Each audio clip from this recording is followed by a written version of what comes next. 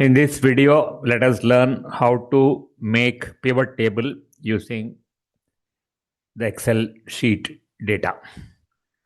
Pivot data from 1 to 100 rows, up to 100 rows, which has invoice number, date of shipping, etc. Now, some of those headings are not visible. Let me double click after selecting all the columns. Then everything is visible. Date of shipping, salesperson name, which country it has been shipped, which region the country belongs to, who is the customer ID, what is the customer ID, what category of items are being sent, what is the product. Under beverages, it is coffee. Under snacks, it may be chips. Under beverages, another coffee. Number of boxes shipped, and per box, what is the price. So this will come from multiplication of 31 and 159.2. You can see this formula I can show you later. These three also come from the formulas because weekday is based on the date, year based on the date, and month based on date. And to see which formula is, you can use control tilde. Control tilde will tell you the formula. Unit price is I2 into J2. I2 is this one, J2 is 159.2. And B2 was the date column. So text B2 DD will give you a weekday. Year of B2 will give you the year, and month is obtained by is equal to text B2 MM. Control tilde to go back. Now, what is that we want to do? We want to make a pivot table. Pivot table is basically for summarizing the data. So you have to see, we have to summarize on what. There is no point in summarizing on invoice number because there's only one invoice number. So even if you summarize on invoice number, you'll get 100 rows of data. No point in based on the date as such. Salesperson, yes, maybe. Country you can do, you can summarize for region. Customer, possible because that one customer may be getting more than one order, we can do that. Category can be done. Products can be done. Now these will be the data which will go into the summary. And we can say, okay, on which particular day of the week the maximum boxes are being shipped, or which month the number of boxes are more or less, or what is the average, etc., etc. Now, how to do pivot table is be anywhere in the data and then say insert pivot table. Then because I put the cursor in one of the cells within the data, it automatically says, is your data from A1 to 102? Let me verify. If it is A1 to 102. No, it is not A1 to 102 because 102 is my summary. Like in the sense, it is the total of this. It is the total of this column. So my data is not up to 102. My data is only up to 101 and column N. So ensure that you select the correct data, otherwise you'll get into problems. So now that is correct. And it says, okay, where do you want to put it? It's always a good practice to have a new worksheet because otherwise this becomes too congested. Don't put an existing worksheet. Let it select a new worksheet and it automatically selects a new worksheet, and that you can rename it as pivot. And it gives you the template. You want to see it bigger now. So it says all the column headings are here. Now I can say I want it country wise. I want country to come in the rows. So bring country to rows. You can see that all the countries are come here. And I want category in the columns. You can see that all the columns have come here. Now what do I want? I want the number of boxes shipped to those countries. So Australia beverages 430 are gone. Whatever has gone to Australia in total is 2031. That is the total of these four. And you can make out the 2031. When you select this, data comes automatically here. That is equal to 2031. Now, why is it called pivot table? Suppose I decide that, I want this to be on the single column. So all I have to do is shift this and shift category down below.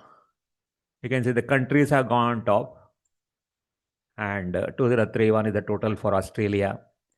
So pivot means you are turning. So at your whims and fancies, you are able to turn it. So this is a pivot table. Let me go back to the original one. Country, bring it down. So whichever makes sense to the people concerned in the decision making arena. So business analyst job is to give the statistics or the summary or the reports or the various analysis, because that is the job of the analyst. You are a business analyst. So let's say this will satisfy your boss that, okay, we want at a glance, you want to find out how many have gone to which country, and out of this, which one is that. Now I want to make another pivot table. You don't have to do the same step once again. All you have to do is just Control C for copying, and you say Control V for it will get duplicate of that. But now I do not want a duplicate. I want something else to come here. So I want category to be there. I want country to be there. But I'm not interested in the boxer shift. I'm more interested in what was the there is no point in counting unit price, because that is for each box. Invoiced amount, how much money has to come from different places, and by default it will give it a sum only. But if you want, I want to know what is the average, I can go to value field settings, I can select count, I can take an average, I can take maximum, I can take minimum. All those things are possible. But right now I'm interested in the total invoiced amount. So Australia has to pay this much amount for beverages, this for dairy, and grand total is. So you get at a glance, you get the entire financial picture of how much money is being collected from various people, various countries for various products. Now let us leave it at that. Now you can see that it is very difficult to read this such a big number. So we can go for a something known as a custom. So let me copy something from here. This is something need to be copied. So I copy this one. So let me copy this. Control C for copying. Now come here. I will make the entire thing up to here. I'll use Control 1 for getting this menu, and then go to custom formatting. And instead of general, type out this one. I already typed it earlier. So let me select this one. For you to copy, I've already made the formatting in the other sheet. You can just type it exactly like this. Because I did it once, it has already come to my menu item here. And I say, okay. So what does it do? Now this amount, we wanted to see what are the amount. Amount was 150708. That is nothing but 150.708 thousands. This amount was 154329. So it is 154. So it is easier to say, okay, I sent 273,000 rupees. I have to get it for stacks from USA. So this is how you do custom formatting. The large number I can take in millions also. There is some other changes you have to make in that, like we say control 1. So instead of this many zeros, add 2 more zeros, then it probably will give you millions. So instead of K, I can write millions. So right now it is not in millions, it is in thousands only. Now let us make one graph also for only this one. But if I make a graph out of this pivot table, even if you select only this much, the graph will automatically take all other data because it's part of the pivot table. So first thing what I have to do is I'll just copy this, Control C, and come down, but don't do Control V. What you have to do is you have to say paste special and call it paste link. Paste link, what it does is it doesn't just copy, it remembers what was copied. Like you can see, this is not a number here. This is equal to G23, and this is G23. And this is G34. You can see it, G34. And here it is written G is equal to G34. Now, the formatting has not been copied. So let us just go here, click this format painter, and the brush has come there, and brush it all across. The same formatting comes to the entire thing. Now, this data is all jumbled up, maybe based on A, B, C, D alphabet. I want to sort it in this manner. So just click sort, smallest to largest. So now you can see France has come here and UK has come here. Now, if I say then I do not want these two decimals also because they are making not much sense. When I'm looking at a report, I don't need to have point decimals also. I can make it better looking figure. And here also I do it separately. Remove the. Now this one I want to make a graph. Now graph is select this and is a insert. I need to have a not column. I need to have a bar chart. But you can see 1176, like if I put the label here, add data label,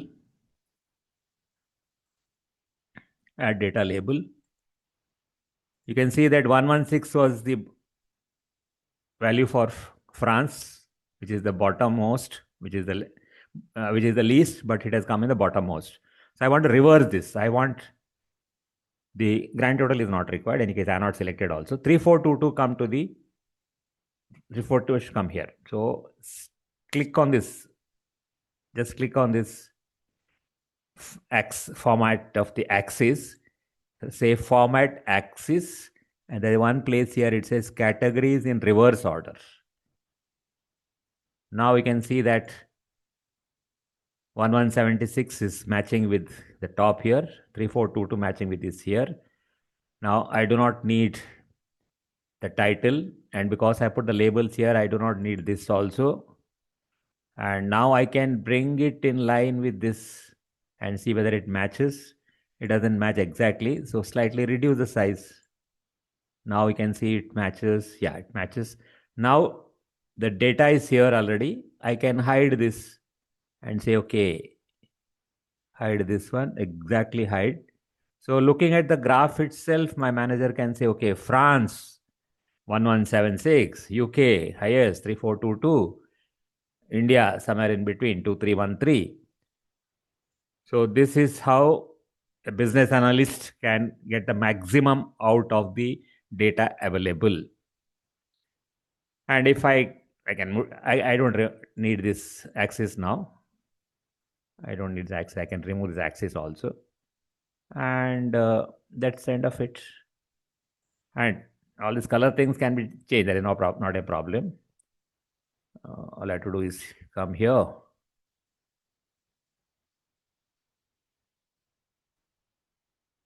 I can select different types of graphs also. I can double click on that and go to the fill, and I can say solid fill of a different color, whichever may be the company policy. I can make that of that type. So that is up to us. It doesn't look nice because it is too bright for my eye. So let me go to a sober color, so solid color, but maybe grayish color is also okay. So grayish color is okay, but it doesn't unnecessarily tax the eyes. So this much on pivot table. Now you can shift this pivot to the sheet. So first you see the data and then you see the pivot.